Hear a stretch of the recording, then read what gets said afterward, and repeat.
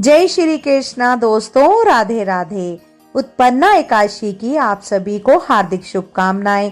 श्री हरि विष्णु का आशीर्वाद आप पर सदा बना रहे, आपकी सभी मनोकामनाएं पूर्ण करें, आपके सभी मनोरथ पूर्ण हो। हिंदू धर्म में एकादशियों का बड़ा महत्व है। यह दिन मात्र एक अवसर होने की बजाय एक पर्व का रूप भी धारण कर लेता है। इस दिन हिंदू धर्म के लोग भगवान की पूरे विधि विधान अनुसार पूजा करते हैं, उनके नाम का व्रत करते हैं तथा एकादशी के अनुकूल वरदान पाते हैं।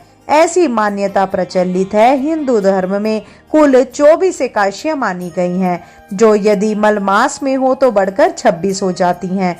हिंदू कैलेंडर के अनुसार प्रति एक माह 2 एकादशियां आती हैं, एक शुक्ल पक्ष की और दूसरी कृष्ण पक्ष की।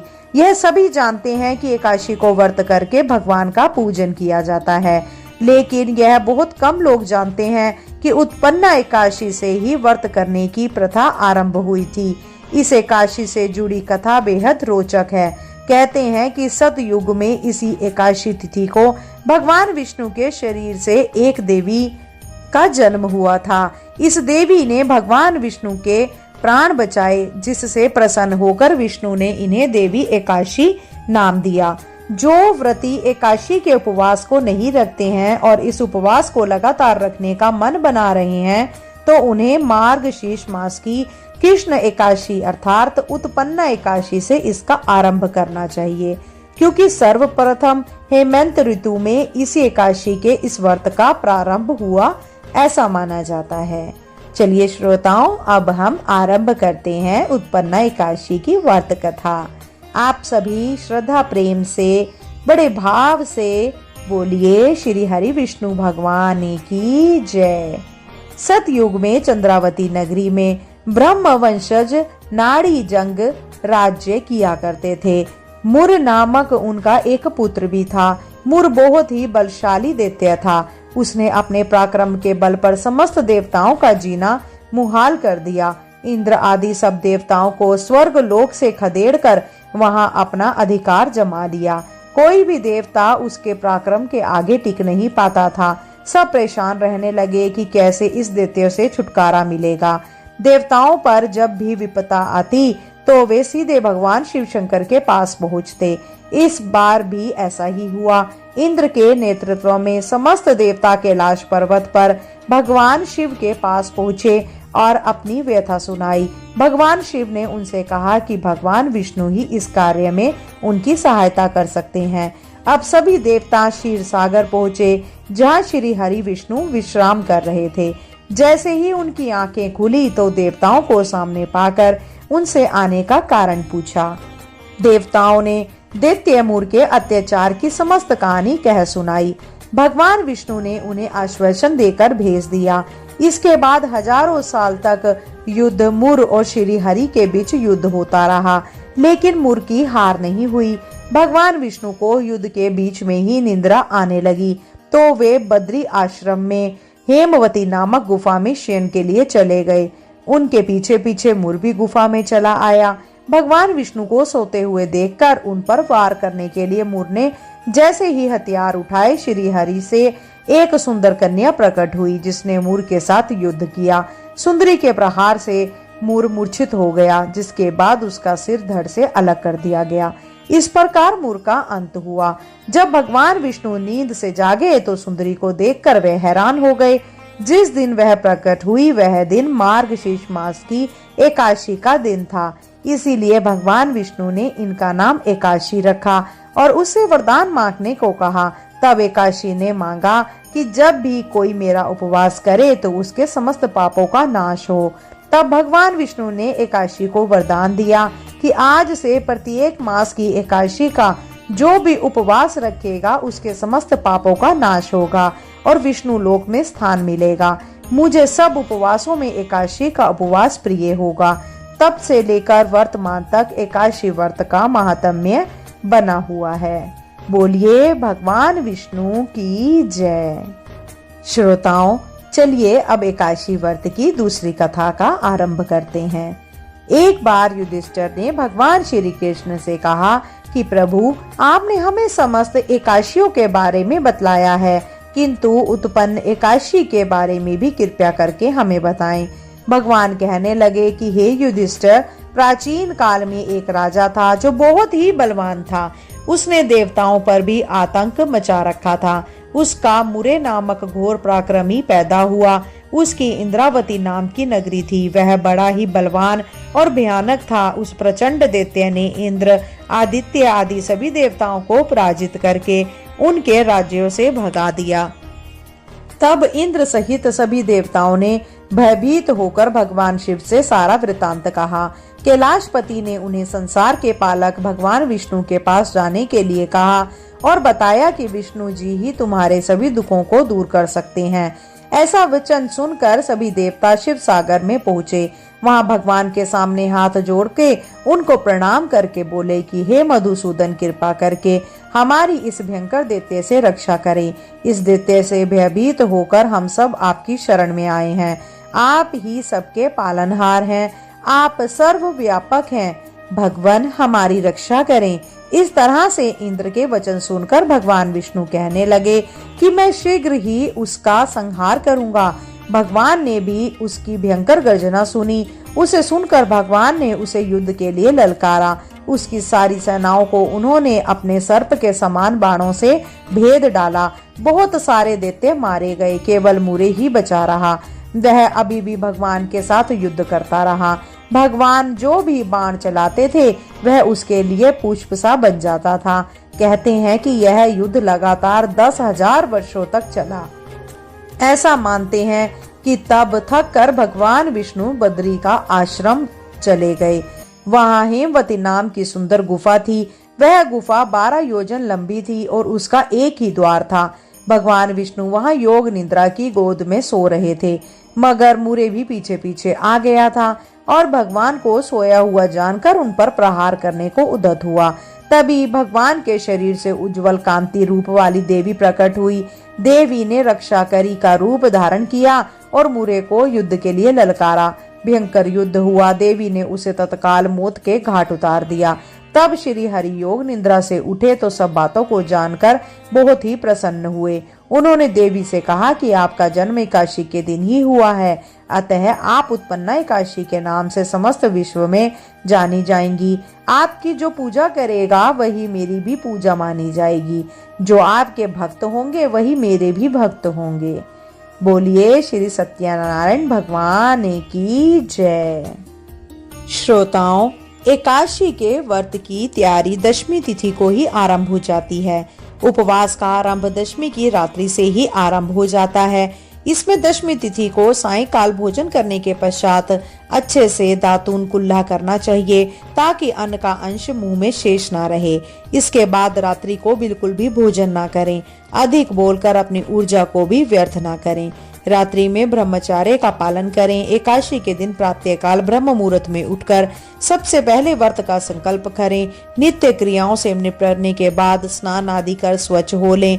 भगवान का पूजन करें। व्रत कथा सुने।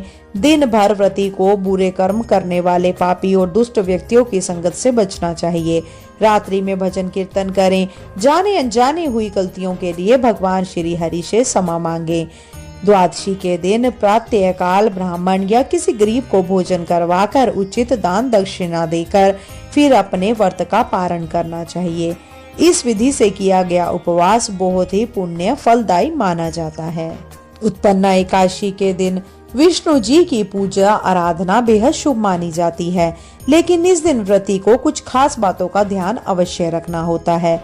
हर साल माघ शीर्ष माह कृष्ण पक्ष की एकादशी तिथि को उत्पन्ना एकादशी मनाई जाती है। यह दिन विष्णु जी के साथ देवी एकादशी की पूजा आराधना के लिए समर्पित माना जाता है। पौराणिक कथाओं के अनुसार मार्गशीर्ष माह के कृष्ण पक्ष की एकादशी तिथि पर भगवान विष्णु जी के अंश देवी एकादशी प्रकट हुई थी। इसीलिए इस दिन को उत्पन्ना एकादशी के नाम से जाना जाता है। दृक पंचांग के अनुसार इस साल 26 नवंबर को उत्पन्ना एकादशी है। इस दिन विष्णु जी और एकादशी देवी की पूजा के साथ कुछ बातों का ध्यान रखना जरूरी माना गया है। चलिए श्रोताओं, अब हम जानते हैं एकादशी के दिन हमें क्या करें और हमें क्या नहीं करना चाहिए। एकादशी व्रत के दिन तुलसी का पत्ता तोड़ना वर्जित माना गया है। इसीलिए विष्णु जी की पूजा के लिए एकादशी व्रत से एक दिन पहले ही तुलसी का पत्ता तोड़कर रख लेना चाहिए। एकादशी व्रत में बाल और नाखून कटवाना वर्जित माना गया है। एकादशी व्रत के बाद द्वादशी तिथि में ब्राह्मणों और गरीबों को भोजन करवाना चाहिए। एकादशी व्रत के दौरान क्रोध से बचे और मधुर वचन बोलना चाहिए। इस व्रत में दशमी तिथि से ही मांस मदिरा समेत सभी तामसिक भोजन का सेवन करना निषेध माना गया है। एकादशी के दिन घर में झाड़ू नहीं लगाना चाहिए, क्योंकि इससे चींटी समेत सभी सूक्ष्म जीवों की मृत्यु रहती है। इस दिन व्रती को अधिक नहीं बोलना चाहिए। वाणी पर संयम बनाए रखें और अपशब्दों का इस्तेमाल ना करें। उत्पन्ना एकादशी के दिन हमें क्या करना चाहिए, यह भी हम जान लेते हैं। उत्पन्ना एकादशी के दिन भगवान विष्णु और देवी एकादशी की विधिवत पूजा करें। विष्णु जी की पूजा के दौरान भोग में तुलसी का पत्ता जरूर शामिल करें। मान्यता है कि इसके बिना विष्णु जी भोग ग्रहण नहीं करते हैं। पूजा के दौरान विष्णु जी के ओम नमो भगवते वासुदेवाय मंत्र का जाप करें। विष्णु सहस्त्र नाम का पाठ करें। व्रत में फल जैसे केला, अंगूर, आम और बादाम, पिस्ता का सेवन आप कर सकते हैं। किसी मंदिर में अन्न, धन इत्यादि का दान आप कर सकते हैं। गरीबों और जरूरतमंदों को भोजन खिला सकते हैं। अब बात करते हैं श्रोताओं उत्पन्ना एकादशी पर किए जाने वाले चमत्कारी उपायों की। श्रोताओं, उत्पन्ना एकादशी के दिन श्री हरि विष्णु जी का पंचामृत से अभिषेक करें।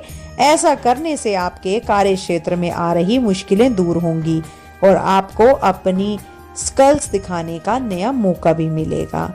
अगर आपका वैवाहिक जीवन में मनमुटाव की स्थिति बनी हुई है, तो आप दिन बे दिन कलेश होता रहता है, तो उत्पन्ना एकादशी के दिन माँ तुलसी की पूजा करें। इस दिन माता लक्ष्मी और तुलसी माता को श्रृंगार की सामग्री अवश्य अर्पित करें। अगर अब हम तीसरे उपाय की बात करें, तो उत्पन्ना एकादशी पर दान करने का विशेष महत्व बताया गया है। इसीलिए अपने जीवन की सभी मुश्किलों को दूर करने के लिए उत्पन्ना एकादशी के दिन किसी गरीब या जरूरतमंद को भोजन अवश्य कराएं। उत्पन्ना एकादशी पर श्रीमद् भागवत कथा का पाठ करना पुण्यदायक माना जाता है। अगर आप आर्थिक दिक्कतों से परेशान हैं, तो उत्पन्ना एकादशी के दिन ब्रह्म मुहूर्त में विष्णु भगवान की पूरी श्रद्धा के साथ विधिवत उपासना करें और एक पान के पत्ते में ओम विष्णवे नमः लिखकर भगवान के चरणों में अर्पित कर दें। अगले दिन इस पत्ते को पीले रंग के कपड़े में लपेटकर तिजोरी में आप रख लें। उत्पन्ना एकादशी के दिन पीपल के पेड़ के नीचे घी का दीपक जलाने और परिक्रमा करने से भगवान विष्णु के साथ साथ माँ लक्ष्मी का भी आशीर्वाद मिलता है। ऐसा करने से घर की दरिद्रता दूर की जा सकती है। चलिए श्रोताओं, अब हम करते हैं भगवान विष्णु जी की आरती। ओम जय जगदीश हरे, स्वामी जय जगदीश हरे। भक्त जनों के संकट, दास जनों के संकट क्षण में दूर करे। ओम जय जगदीश हरे, स्वामी जय जगदीश हरे। जो ध्यावे फल पावे, दुख बिन से मन का। सुख संपत्ति घर आवे, कष्ट मिटे तन का। ओम जय जगदीश हरे, स्वामी जय जगदीश हरे। मात पिता तुम मेरे, शरण गहूँ मैं किसकी। स्वामी शरण गहूँ मैं किसकी। तुम बिन और न दूजा, आस करूं मैं जिसकी। ओम जय जगदीश हरे, स्वामी जय जगदीश हरे। तुम पूर्ण परमात्मा, तुम अंतर्यामी। पार ब्रह्म परमेश्वर, तुम सबके स्वामी। ओम जय जगदीश हरे, स्वामी जय जगदीश हरे। तुम करुणा के सागर, तुम पालन करता, मैं सेवक तुम स्वामी, कृपा करो भरता।